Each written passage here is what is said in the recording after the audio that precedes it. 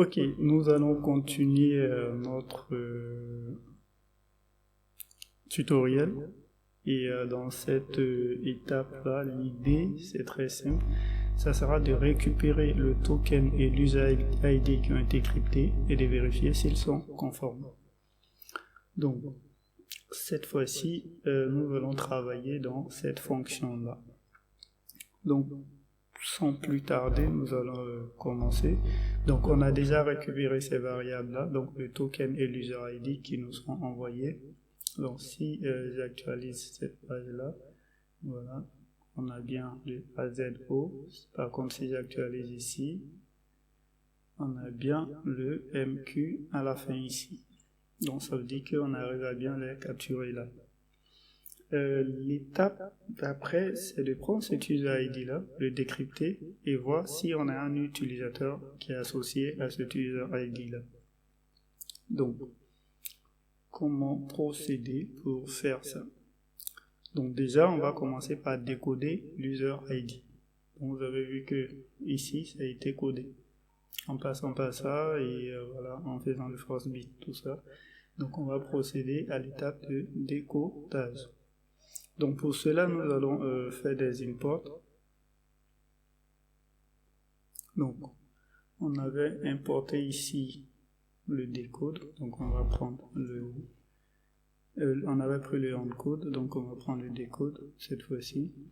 Voilà ça. Ensuite, j'aurai besoin du codec. Donc je vais importer le codec qui va me servir à faire le décodage du bit afin de le rendre plus lisible. Voilà. Je pense que c'est déjà suffisant pour décoder l'user ID. Ok, c'est bon.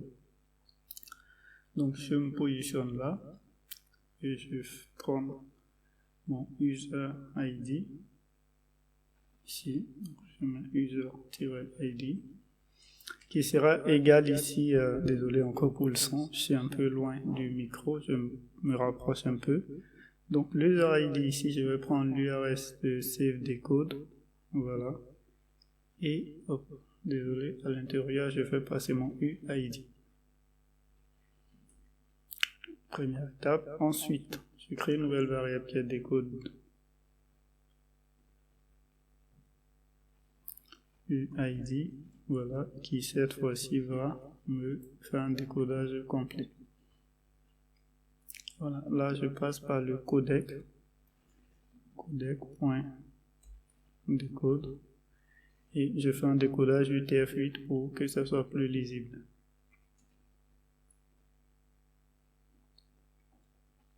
Voilà. Donc si on printe le décode user ID, vous verrez que cette fois-ci on aura un ID bien lisible. Donc, je affiche les deux côte à côte comme ça. Ça sera plus clair pour tout le monde. Voilà, ici si j'actualise la page maintenant, voilà, on a bien le MQ ici qui est l'ID encodé et en lecture c'est l'ID 1. Je sais pas si vous voyez. Donc encodé ici c'est MQ, par contre à la lecture c'est 1. Donc ça par exemple vous allez me dire si on procède à un décodage en utilisant ça, bah, ça peut passer et tout ça, voilà. Ça nous permet de faire notre décodage de l'user ID. Une fois que ça s'est fait, par contre, si je sais avec ça, est-ce que j'aurai pas une erreur? Voilà, j'aurai une erreur, ça va, parce que vous voyez que ce que j'ai mis ici n'est pas lisible par Django. Donc ici, je fais un 3ISL pour ne pas avoir de mauvaises surprises au cas où il n'arrive pas à retrouver l'ID en question. C'est 2 points, je fais un passage. Donc cette fois-ci, si on fait ça, on n'aura pas d'erreur. Ok, donc une fois qu'on a notre ID qui est décodé, on va aller chercher notre utilisateur. Donc user, on modèle user.get ID égale à user ID. Voilà. Et là maintenant, si on arrive à prendre l'user ici, ça veut dire qu'on l'a trouvé. Donc si j'actualise ça, Donc j'ai bien l'utilisateur NB Soro qui existe très bien dans ma base de données. Donc là, on a fait le décodage de l'user. Mais par contre, si l'utilisateur n'existe pas, je vais essayer de mettre au lieu de MQ, je vais mettre MN, je ne sais pas si ça existe. Hein. Voilà. Il a pu faire le print là, mais par contre, il n'a pas trouvé d'utilisateur, c'est-à-dire que ça n'a pas fonctionné. Donc dans ce cas-là, il faut que je lui retourne une réponse pour dire qu'aucun utilisateur n'existe. Voilà. Ici. Donc pour ça, je vais faire un import. Je vais prendre le HTTP forbidden qui va me servir ici.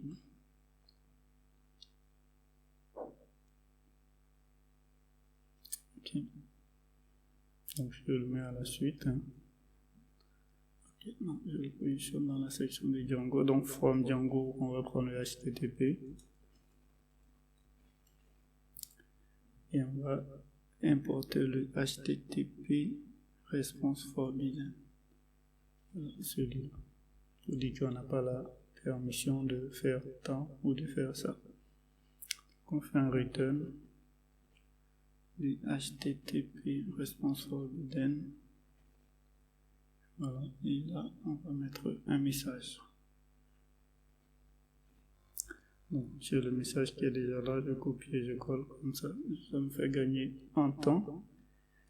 Ok, double quote ici et double quote là pour passer le single quote à l'intérieur. Donc vous n'avez pas la permission de modifier ce mot de passe et le message d'erreur c'est utilisateur introuvable. Donc cette fois-ci, si on actualise ici, vous verrez qu'on aura ce message d'erreur là. Donc on n'aura pas accès au formulaire en fait. Le return qui n'aura pas fonctionné, on va s'arrêter là.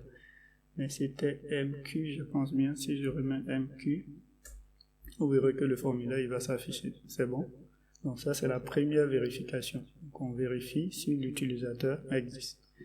Donc une fois que l'utilisateur existe, on va voir maintenant est-ce que le... Oh, désolé ici. Voilà. Ok, je vais prendre ça. Mais ça passe, mais on va aller avec ça. Je pense que c'est pareil. Hein. Voilà. Donc une fois que l'utilisateur existe, donc, une fois que l'utilisateur existe, c'est bon, on a passé cette étape. La deuxième variable, maintenant, c'était le token. On va voir est-ce que le token correspond à cet utilisateur qui est là. C'est bon? Ok, donc on va checker le token maintenant. Donc, j'ai créé une autre variable ici. Donc, il faudra faire... est-ce que j'ai besoin de faire des imports? Je ne pense pas. Je ne pense pas, c'est tout. Donc, ici... il faudra checker le token, donc je fais check token. Donc ça va soit me retourner true ou false, je sais pas trop, mais ça me permet de vérifier est-ce que le token il est bon. On va faire le print pour voir ce qu'il nous retourne. Voilà, on va prendre le défaut token generator et cette fois-ci au lieu de make token, on va faire un check token.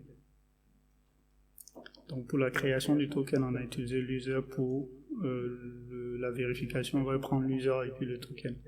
Donc l'user qu'on aura ici, ainsi que le token, il va checker pour voir si le token correspond bien à cet utilisateur-là, ou si le token est toujours actif. Donc si je fais print de check token, qu'est-ce qu'il me retourne comme réponse? Donc si on actualise ça, voilà, on a bien true. Donc vous voyez qu'on a true, ça veut dire que le token il est valide. Par contre, si j'enlève peut-être au lieu de 59, je mets 58 que je lance. Voilà, il nous retourne false ici. Vous voyez, ça veut dire que le token n'est pas bon. Donc le token c'est bien 59 à la fin ici. Voilà, 59, donc on a bien true. Donc ici on a un true, soit false, le token est bon. Donc on va faire juste un if check token. Donc on va faire la négation, c'est-à-dire si le token n'est pas bon, voilà, on va faire encore une autre HTTP response. Donc je copie ça. Voilà. Et je préviens ici. Voilà. Et je change le message.